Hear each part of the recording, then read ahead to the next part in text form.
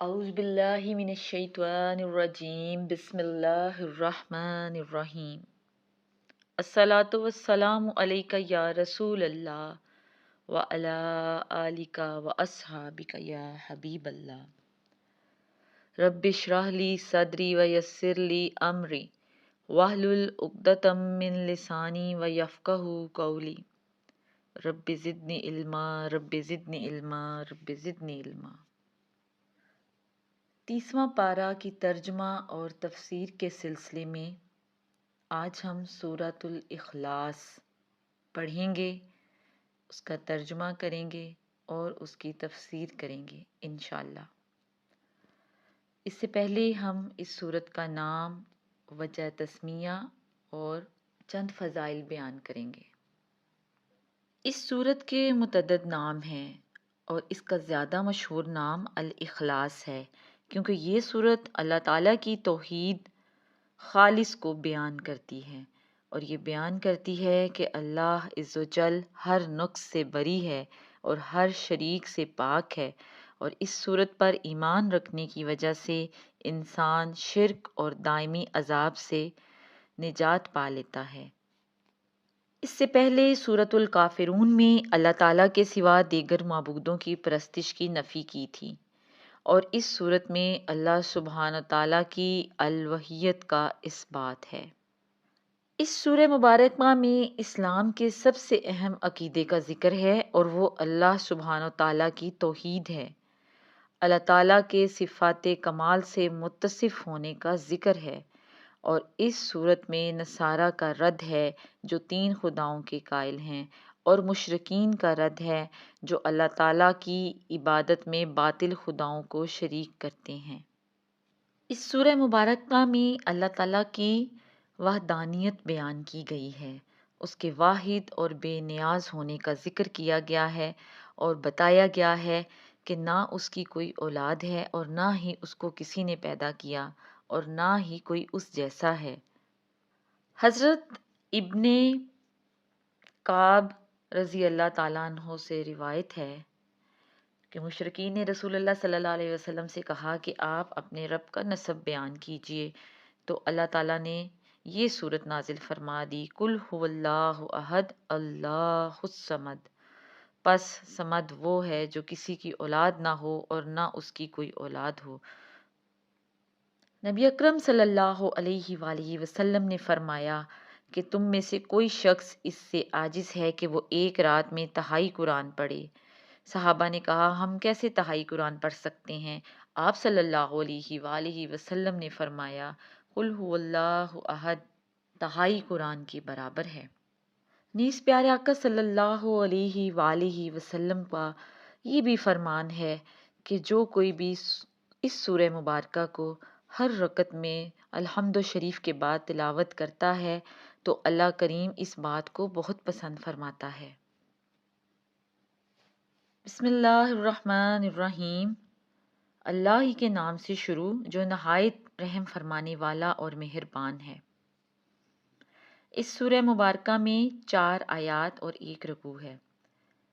قل هو اللہ احد، آپ کہیے کہ وہ اللہ ایک ہے، اللہ الصمد، اللہ بے نیاز ہے، لم یلد ولم یولد، اس کی کوئی اولاد نہیں اور نہ ہی وہ کسی کی اولاد ہے، ولم یکن لہ کفوا احد، اور نہ اس کا کوئی ہمسر ہے۔ آپ کہیے کہ اللہ ایک ہے۔ اللہ تعالیٰ نے وحی کے ذریعے آپ کو بتا دیا کہ بات یہ ہے کہ اللہ ایک ہے، اور آپ کو اس مشقت میں نہیں ڈالا کہ آپ دلائل عقلیہ سے اللہ تعالیٰ کے واحد ہونے کو معلوم کریں۔ اللہ تعالیٰ کی وحدانیت کے بارے میں سورہ انبیاء میں اللہ رب العالمین فرماتے ہیں اگر زمین و آسمان میں اللہ کے سوا متعدد خدا ہوتے تو ان کا نظام فاسد ہو جاتا۔ اس کائنات میں ہر کثرت کسی وحدت کے تابع ہوتی ہے، تب ہی نظام صحیح رہتا ہے، ورنہ نظام فاسد ہو جاتا ہے۔ مثال کے طور پر اگر اسکول میں 1 سے زیادہ ماسٹر ہوں اور ہیڈ ماسٹر جو ہے وہ ایک ہی ہوتا ہے، اسی طرح صوبے میں وزراء متعدد ہوں اور وزیر اعلیٰ ایک ہی ہوتا ہے، اور اسی طرح وزیر اعظم واحد ہوتا ہے، اور جس ملک میں صدارتی نظام ہو وہاں صدر ایک ہی ہوتا ہے، دو نہیں ہوتے۔ تو پھر اس کائنات کے دو خدا کیسے ہو سکتے ہیں؟ اللہ تعالیٰ نے یہ دعویٰ کیا کہ وہ اس کائنات کا واحد خالق اور مالک ہے، اور اس کے ثبوت میں اس نے نبیوں رسولوں کو بھیجا اور آسمانی کتابوں کو نازل کیا۔ اگر اس کے علاوہ بھی اس کائنات کا کوئی خالق تھا تو اس پہ لازم تھا کہ وہ اللہ تعالیٰ کی توحید کے دعوے کو باطل کرنے کے لیے نبی اور رسول بھیجتا، جو آ کر یہ بتاتا کہ اللہ تعالیٰ کے علاوہ بھی اس کائنات کا کوئی خالق اور مالک ہے، اور وہ اس کائنات کی تخلیق میں اللہ تعالیٰ کا شریک ہے۔ لیکن جب ایسا کوئی نبی نہیں آیا، ایسی کوئی آسمانی کتاب نہیں آئی، تو معلوم ہوا کہ اللہ تعالیٰ کے وحدہ لا شریک ہونے کا دعویٰ سچا ہے، اور ہم پر اللہ تعالیٰ کے سوا اور کسی کی عبادت لازم نہیں۔ اللہ الصمد، اس آیت میں صمد کا لفظ، صمد کا معنی اپنی حاجات اور ضروریات میں جس کا قصد کیا جائے اسے کسی کی طرف حاجت اور ضرورت نہ ہو۔ صمد وہ ہے جو تمام چیزوں کا خالق ہو اور آفات اور مصائب میں اس سے فریاد کی جائے، وہ جس چیز کو بھی چاہے اپنے ارادے سے پورا کر لے۔ صمد وہ ہے جو غنی ہو، صمد وہ ہے جس کے اوپر کوئی نہ ہو، صمد وہ ہے جو کھاتا پیتا نہیں ہے، صمد وہ ہے جو کھلاتا ہے، صمد وہ ہے جو ہمیشہ باقی رہے اور اس کے سوا ہر چیز فانی ہے، صمد وہ ہے جس کو نہ اونگ ہے نہ موت ہے، صمد وہ ہے جس پر کوئی آفت اور مصیبت نہ آئے، صمد وہ ہے جو اپنی تمام صفات اور افعال میں کامل ہو۔ لم یلد ولم یولد، اس آیت کے اس حصے میں اللہ تعالیٰ نے پہلے اپنی اولاد کی نفی کی ہے اور پھر دوسرے حصے میں اس کی نفی کی ہے کہ وہ خود کسی کی اولاد ہے۔ اس کی وجہ یہ ہے کہ اس کا کوئی قائل نہیں ہے کہ اللہ تعالیٰ کسی کی اولاد ہے۔ البتہ اس کے کئی فرقے قائل تھے کہ اللہ تعالیٰ کی اولاد ہے۔ مشرکین مکہ کہتے تھے کہ فرشتے اللہ تعالیٰ کی بیٹیاں ہیں، اور یہود یہ کہتے تھے کہ عزیر اللہ کا بیٹا ہے، اور عیسائی یہ کہتے تھے کہ مسیح اللہ کا بیٹا ہے۔ اللہ تعالیٰ کی اولاد اس لیے نہیں ہو سکتی کیونکہ اولاد والد کی جنس سے ہوتی ہے، اور اللہ تعالیٰ واجب اور قدیم ہے۔ اگر اس کی اولاد ہوتی تو وہ بھی واجب اور قدیم ہوتی، اور جو پیدا ہو اور وہ واجب اور قدیم نہیں ہو سکتا بلکہ وہ ممکن اور حادث ہوگا۔ عیسائی یہ کہتے ہیں کہ ہم مسیح کو اللہ کا بیٹا اور اللہ کو اس کا باپ کہتے ہیں، حالانکہ یہ بات اللہ کی شان کے لائق نہیں،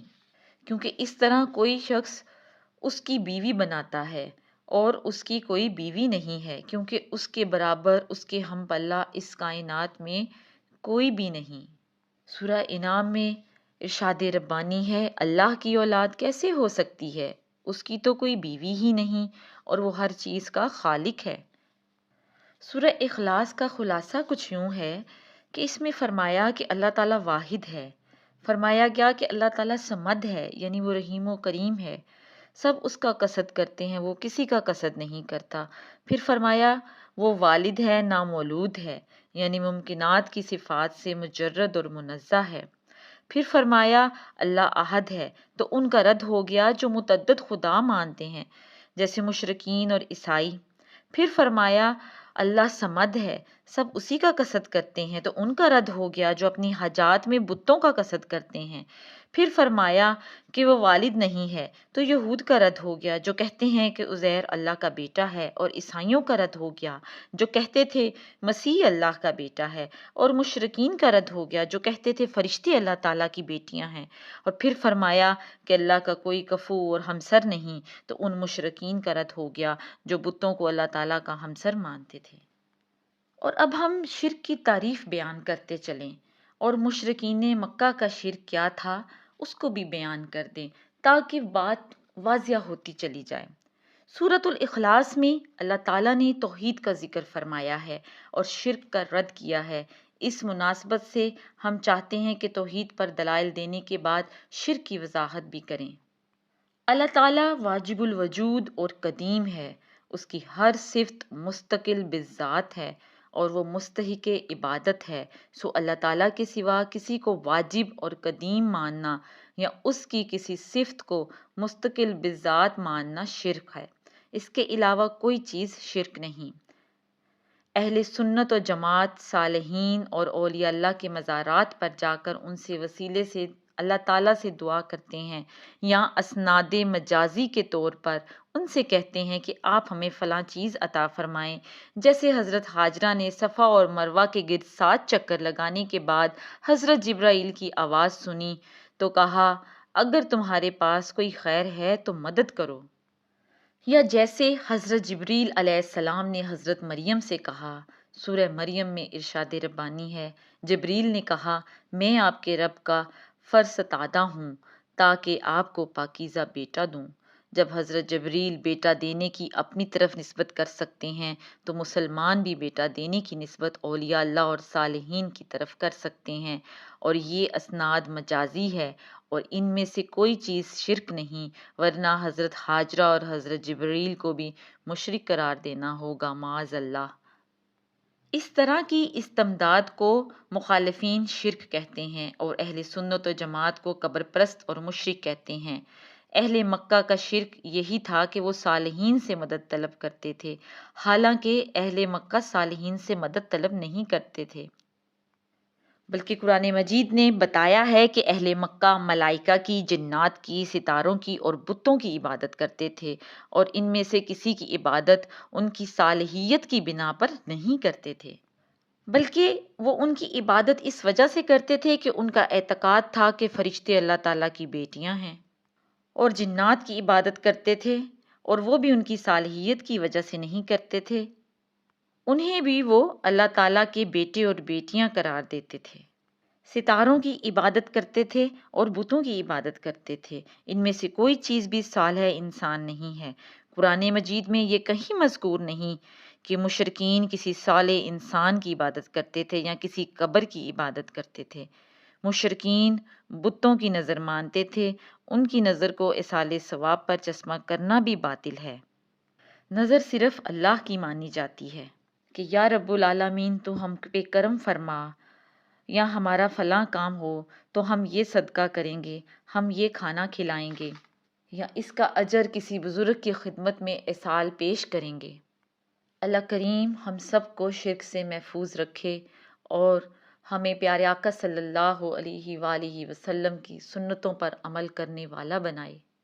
اور صحابہ کرام، اولیاء کرام، تابعین اور تبع تابعین اور صالحین، ان سب کا اکرام